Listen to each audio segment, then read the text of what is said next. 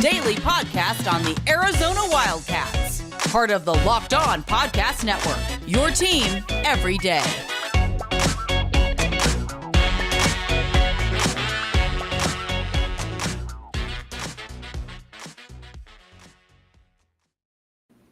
Thanks for listening to the Locked On Wildcats podcast. I'm your host, Mike Luke, brought to you by BetOnline. All right. Ben Mathurin has made it official. Ben Mathurin is declared for the NBA draft, and I don't know that this should really be a big surprise to anybody because, quite frankly, he is the type of guy that he's what an NBA player looks like. And I wanted to kind of go through a little bit of what he is going to be able to do as far as, at the next level. But first and foremost, this is a guy that leaves a very unique legacy at the University of Arizona in that this is a school that has prided itself pretty much, let's be honest here, on their on their perimeter play. This is a school that has made, it's known as Point Guard U for a reason. And let's be honest here, there's a reason for that because of all the point guards that have come through here. And the names are dizzying. It's, it's Damon Stoudemire, it's Steve Kerr, it's Mike Bibby, it's Jason Terry. At the end, even though he didn't play in the NFL or NBA, it's Jason Gardner, guys like that. And, but if you look at it, small forward, you could easily make the case that this should be called small forward U right there because, this is a school that has produced Sean Elliott, has produced Chris Mills, has produced, Michael Dickerson, Andre Iguodala, Aaron Gordon. You can go on and on and on down the list of all the greats that have been produced by the University of Arizona at the small forward position. And Ben Mathurin is going to be in that list. Ben Mathurin is that type of player. He's shown that type of ability during his time at the University of Arizona. Now, he came here. He wasn't necessarily the highest rated recruit. He was a top 50 type kid. And again, good, but nobody's looking at him and saying that this is going to be the greatest player that's ever played at the U of A. Not that he was, but you looked at it and, he could play. There was a nice little rhythm to what he could do. But as a freshman, you looked and you said, man, he's, there's a lot to like. But is he just going to be a shooter? And is he just going to be a finisher? Or is he going to be able to play on the defensive side of the ball as well? Will he be able to, cause problems? And that is something that he came back as a sophomore and he was able to do in spades. A lot of guys are just, again, they're that set 3-point shooter. They're the guy that can just get to the hoop, whatever the case may be. But he came back, and a lot of guys aren't able to do this. He came back with a lot more tricks to the trade. He was able to start getting guys off balance. He was able to pull up from mid-range. He was able to pull up from from 3-point. He was able to basically do anything that he wanted out there.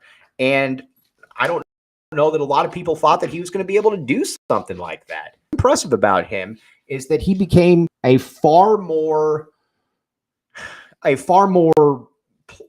plausible NBA All-Star, which I think is what he fashions himself as. And quite frankly, he should, because he's got that type of potential. Now, you look at the NBA draft boards and you see a lot of guys that have him somewhere.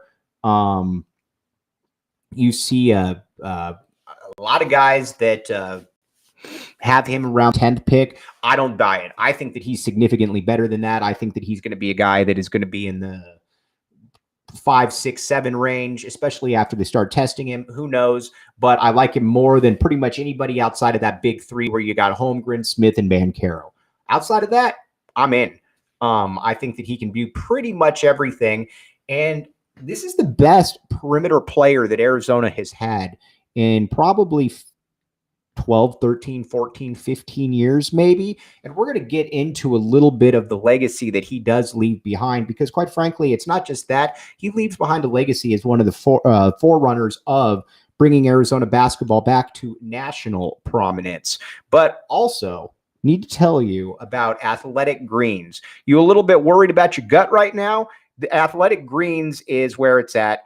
It's, again, people always want to say gut or, joint, what's your gut like? And you can be the healthiest guy in the world, but you know what? If you got a little bit of a gut, it's kind of annoying. Now, Athletic Greens, they can make that, they can change that for you. To make it easy, they're going to have a free 1-year supply of immune-supporting vitamins and 5 free travel packs with your first purchase. All you have to do is visit athleticgreens.com/college. Again, that's athleticgreens.com/college to take ownership of your health. It makes people look cool. Why wouldn't you want to look cool? Welcome back to Locked On Wildcats. I'm your host, Mike Luke. All right. Now, in a school like Arizona that by any measure is a top 12, top 15 program of all time, anybody that can hold that mantle of being the best perimeter player for a decade plus is something that is quite impressive. And it's something certainly that Benedict Mathurin can make that claim to. Not a lot of guys that can really make that claim. He's there. And he did it through hard work. We talked about how he was able to add to his game.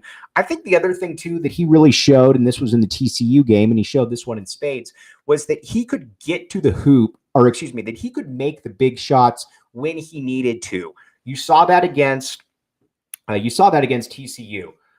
Game of the season, everything is winding down, and nobody knows exactly what to look for with the ball.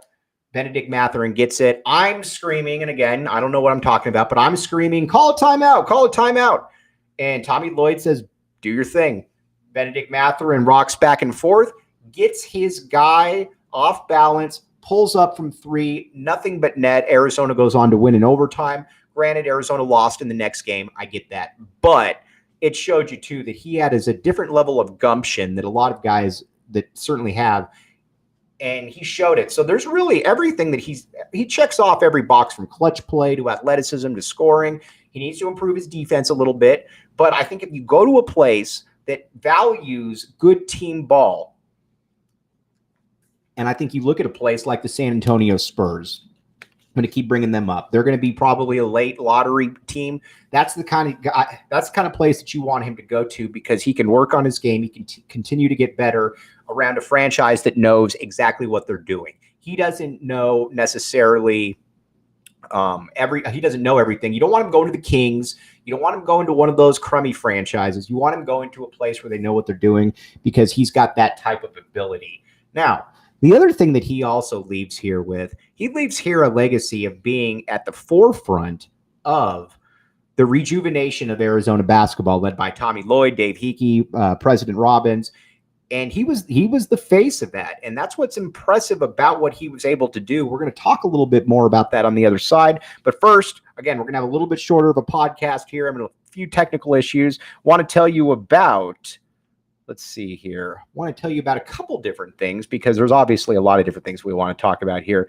But also want to tell you about Bet Online. Bet Online is the sports book you want to go, that if you could bet online about who's going to be drafted where, Bet Online would be that one-stop shop for you. They have everything going on right there. Bet Online, check out the Bet Online sports book. There's a reason it's been around. There's a reason that people are utilizing it. All right, welcome back to Locked On Wildcats. Benedict Mathurin, though, now as one of the faces of the rejuvenation of Arizona basketball. It's got a little bit of that Derek Williams type vibe going on, in that Arizona was kind of in the wilderness for a couple of years. He comes back. He changes pretty much everything. Not just him, but he delivered an All-American performance for a franchise, for a program that needed an All-American level performance. So everybody out there, you should certainly tip your cap to Benedict Mathurin, because I don't know exactly where this program would be without him. Again, they would be good, but Benedict Mathurin changed everything. All right, we'll be back with you tomorrow. Longer podcast again. A couple technical issues, but appreciate all of you, and thanks for listening to Locked On Wildcats.